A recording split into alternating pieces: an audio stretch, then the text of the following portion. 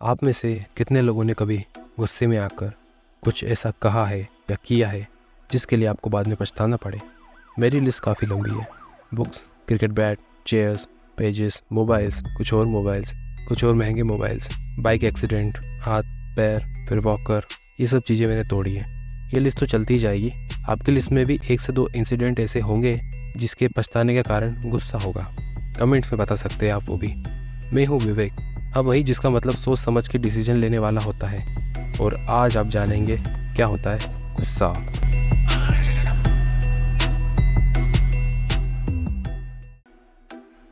मुझसे ज़्यादा आप लोग जानते हैं कि क्रोध क्या है, और हम सब ने इसे महसूस किया है। चाहे थोड़ी देर के लिए किसी से मुंह फुलाना हो या सारी दुनिया जला देने वाला क्रोध। गुस्सा एक पूरी तरह से सामान्य, आमतौर पर स्वस्थ मानवीय भावना है, लेकिन जब ये नियंत्रण के बाहर हो जाता है और विनाशकारी हो जाता है तो ये समस्या उत्पन्न कर सकता है। जैसे आपके काम पर समस्या है, आपके व्यक्तिगत संबंधों में समस्या है और आपके जीवन की समग्र गुणवत्ता में समस्या है। गुस्सा क्या होता है? एक भावनात्मक स्थिति है जो हल्की जलन से लेकर क्रोध और क्रोध की तीव्रता में व्यक्त होती है। अन्य भावनाओं की तरह यह एक शारीरिक और जैविक परिवर्तनों के साथ शुरू होता है। जब आप क्रोधित होते हैं तो आपकी हृदय गति और रक्तचाप बढ़ जाता है, साथ ही आपके ऊर्जा हार्मोन एड्रेनलिन का स्तर भी बढ़ जाता है। गुस्सा बाहरी और आंतरिक दोनों घटनाओं के कारण होता है। आप किसी व्यक्ति विशिष्ट जैसे सहकर्मी, आपका दोस्त, या कोई घटना जैसे ट्रैफिक जैम, आपका कोई इवेंट कैंसिल हो गया आदि पर आप क्रोधित हो सकते हैं। या आपका क्रोध आपकी व्यक्तिगत समस्याओं के चिंतन के कारण भी हो सकता है, जैसे भूतकाल में कोई दर्दनाक या क्रोधित कर देने वाली घटनाओं की यादें भी आपके गुस्से की भावना को जन्म दे सकती है। क्रोध या तो रचनात्मक होता है या विनाशकारी हो सकता है, लेकिन हम में से कई लोग अपने क्रोध के विनाशकारी व्यवहार का उपयोग करते हैं। इसे समझने की एक सिंपल एनालॉजी यह है कि मान लीजिए कि आपका क्रोध एक 4 साल के बच्चे के रूप में है। या तो आप इसे कार चलाने दें या इसका मुंह हाथ पैर बांध के पीछे डिक्की में पटक दें। दोनों ही चीज़ आप नहीं कर सकते, बिकॉज दोनों ही अनएक्सेप्टेबल है। क्यों आता है क्रोध? इसका आंसर वही है जो प्यार का है। प्यार क्यों होता है? मूवी डायरेक्टर, पोएट्स ने अपना करियर बना लिया बस एक क्वेश्चन से।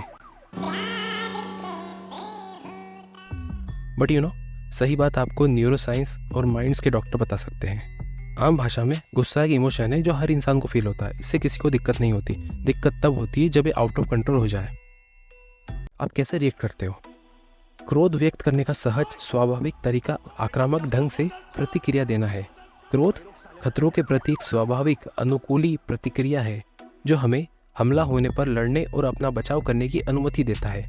इसलिए एक निश्चित मात्रा में क्रोध हमारे अस्तित्व के लिए आवश्यक भी है। दूसरी ओर, हम शारीरिक रूप से हर उस व्यक्ति या वस्तु पर हमला नहीं कर सकते जो हमें परेशान करता है। कानून, सामाजिक मानदंड और सामान्य ज्ञान इस पर सीमाएं लगाते हैं कि हमारा गुस्सा हमें कितनी दूर तक ले जा सकता है।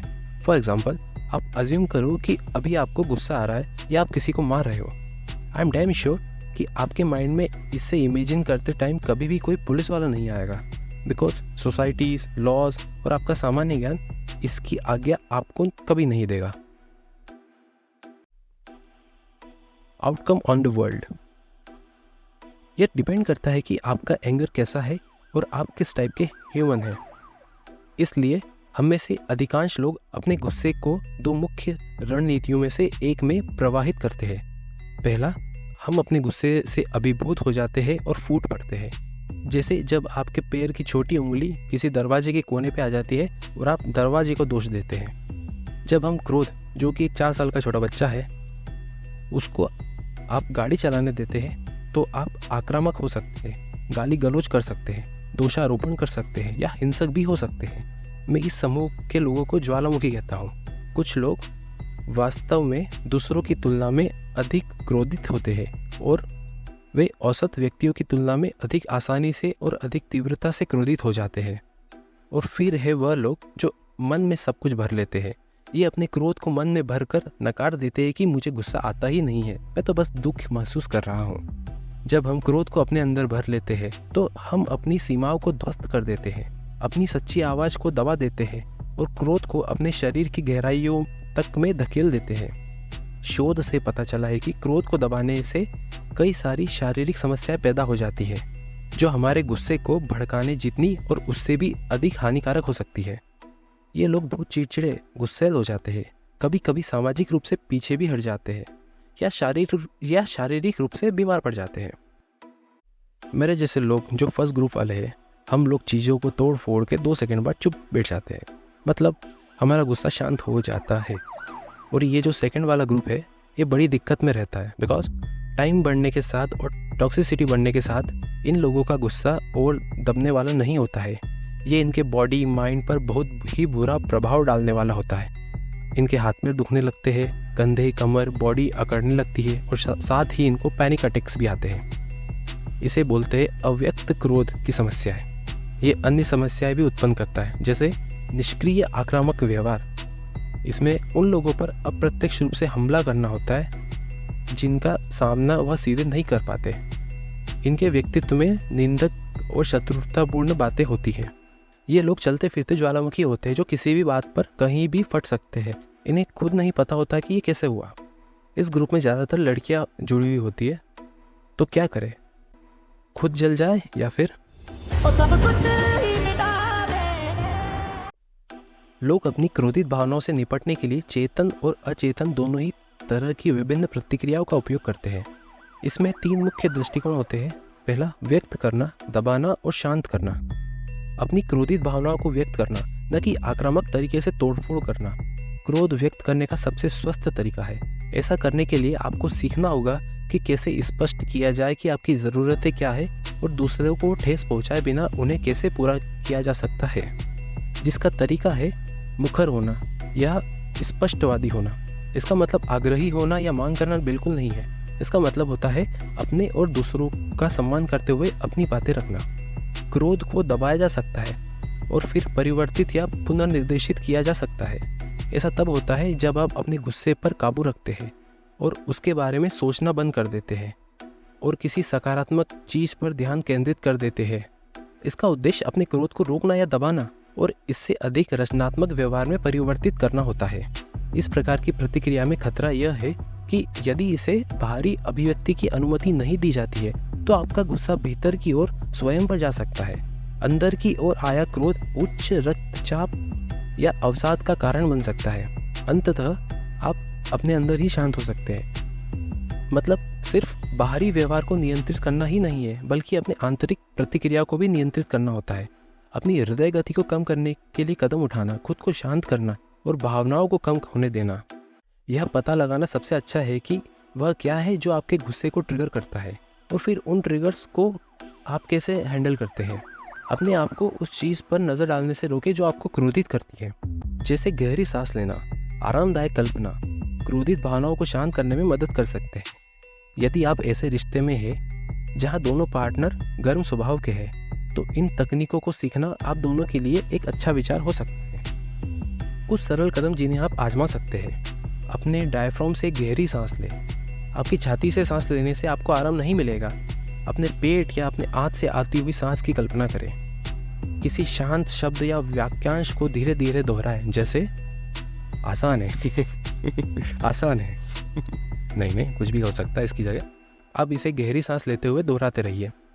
कल्पना का प्रयोग करें या फिर कम मेहनत वाले धीमे योग जैसे प्राणायाम आदि का उपयोग करें। संज्ञात्मक पुनर्गठन। सीधे शब्दों में कहे तो इसका मतलब यह है कि अपने सोचने का तरीका बदलना।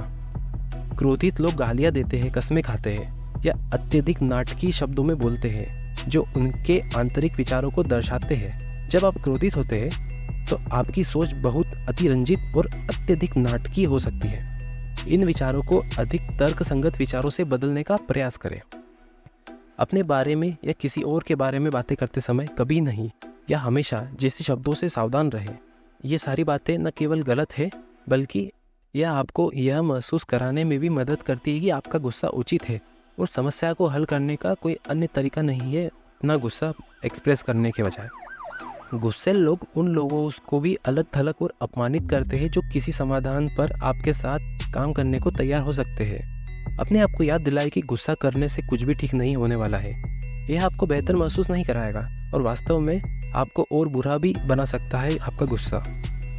देखिए, तर्क क्रोध को हरा देता है, क्योंकि क्रोध भले ही उचित हो, शीघ्र ही अतार्किक हो सकता है। इसलिए अपने ऊपर ठंडे तर्क का प्रयोग करें। अपने आप को याद दिलाएं कि this world is not ready to accept you. बस आप डेली लाइफ में थोड़े समय के लिए परेशान हैं। हर बार जब आपको लगे कि गुस्सा आप पर हावी हो रहा है तो ऐसा करें। इससे आपको अधिक संतुलित दृष्टिकोण प्राप्त करने में मदद मिलेगी। आई नो कि गुस्सा आने पर आप लोग ये सब भूल जाएंगे, इसलिए मेरे चैनल को सब्सक्राइब करें, जिससे सही समय पर आपको ये वीडियो वापस देखने को मिलेगा। क्रोधित लोग चीज़ों की मांग करते हैं, निष्पक्षता, प्रशंसा, सहमति जैसी चीज़ों को अपने तरीके से करने की इच्छा। ये हर कोई चाहता है, और जब हमें ये चीज़ें नहीं मिलती है तो हम सभी आहत और निराश होते हैं। लेकिन गुस्साए लोग इनकी मांग करते हैं, और जब उनकी मांग पूरी नहीं होती है तो उनकी निराशा गुस्सा बन जाती है। कभी कभी हमारा गुस्सा और हमारी हताशा हमारे जीवन में बहुत वास्तविक और अपरिहार्य समस्याओं का कारण बनती है। सारा गुस्सा गलत नहीं होता, और अक्सर यह इन सभी कठिनाइयों के प्रति एक स्वस्थ स्वाभाविक प्रतिक्रिया होती है। एक सांस्कृतिक मान्यता भी है कि हर समस्या का एक समाधान होता है, और ये जानकर हमारी निराशा और बढ़ जाती है कि हमारे साथ ऐसा हो ही नहीं रहा है। ऐसी स्थिति में सबसे अच्छा रवैया समाधान खोजने पर ध्यान केंद्रित करना नहीं होता है, बल्कि आप इस समस्या को कैसे संभालते हैं और उसका सामना करते हैं, ये बेस्ट ऑप्शन होता है। एक प्लान बनाएं और उसमें अपनी ग्रोथ की जांच करें। अपना सर्वश्रेष्ठ देने का संकल्प करें, लेकिन यदि उत्तर तुरंत नहीं आता है तो स्वयं को दंडित भी ना करें। क्रोधित लोग तुरंत निष्कर्ष पर पहुंच जाते हैं और उस पर कार्य करने लगते हैं। उनमें से कुछ निष्कर्ष बहुत ही गलत हो सकते हैं। यदि आप किसी गर्मा गर्म चर्चा में हैं तो सबसे पहली बात यह है कि धीमी गति से बातचीत करें और अपनी प्रतिक्रियाओं पर विचार करें। पहली बात जो आपके दिमाग में आए उसे बिल्कुल ना कहें, बल्कि धीमे हो जाए और ध्यान से सोचें कि आप क्या कहना चाहते हैं। साथ ही दूसरा व्यक्ति क्या कह रहा है उसे ध्यान से सुने, और उत्तर देने से पहले अपना समय लें। यह भी सुनिए कि उसके गुस्से के पीछे का कारण क्या है। जब आपकी आलोचना की जाती है तो रक्षात्मक हो जाना स्वाभाविक है, लेकिन जवाबी कार्रवाई न करें। इसके बजाय सुने कि उसके शब्दों में क्या अंतर्निहित है, और यह भी कि जो आप बोल रहे हैं वह उस व्यक्ति को उपेक्षित और नापसंद महसूस करा सकती है। इसमें आपकी ओर से धैर्यपूर्वक बात करने की आवश्यकता हो सकती है, और इसके लिए कुछ समय की आवश्यकता भी हो सकती है। इसलिए टेक टाइम, लेकिन अपने या अपने साथी के गुस्से को नियंत्रण से बाहर न जाने दें। अपना संयम बना के रखने से स्थिति को विनाशकारी होने से बचाया जा सकता है। मूर्खतापूर्ण हास्य कई तरीकों से क्रोध को शांत करने में मदद कर सकता है। जितना अधिक फनी विवरण आप अपने काल्पनिक दृश्यों में पा सकते हैं, उतनी ही अधिक संभावनाएं आपको यह महसूस करने की होगी कि शायद आप अनुचित रहे हो, बिकॉज आप टाइम ले रहे हो। आपको यह भी एहसास होगा कि जिन चीज़ों पर आप क्रोधित हो रहे हैं वे वास्तव में कितनी महत्वहीन है। इन तकनीकों में जो समानता है वह है कि स्वयं को बहुत अधिक गंभीरता से लेने से इनकार करना। गुस्सा एक गंभीर भावना है, लेकिन इसके साथ अक्सर ऐसे विचार भी आते हैं जिनकी अगर जांच की जाए तो वह आपको हंसा सकती है जैसे आप अभी हंस रहे हैं। यदि आप और आपका जीवन साथी रात में किसी बात पर चर्चा करते हुए झगड़ते हैं तो शायद आप थके हुए हो सकते हैं या विचलित है, या हो सकता है यह सिर्फ आदत है। महत्वपूर्ण मुद्दों पर बात करते समय बदलने का प्रयास करें ताकि ये बातचीत न बिगड़े।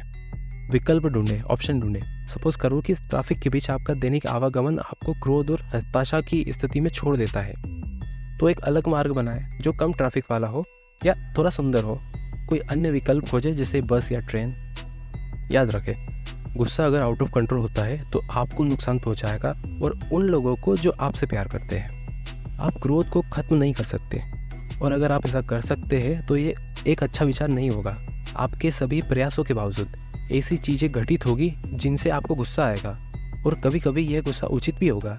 जीवन निराशा, दर्द, हानि और दूसरों के अप्रत्याशित कार्यों से भर जाएगा।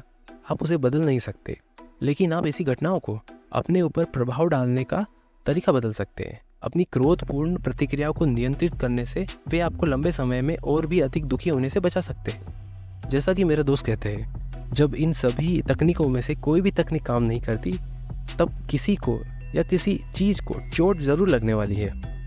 कबीर सिंह, अर्जुन रेड्डी और मेरे जैसे एनिमल टाइप अत्यधिक क्रोधित लोगों का एक अंतर्निहित संदेश है कि चीज़ें मेरे अनुसार होना चाहिए।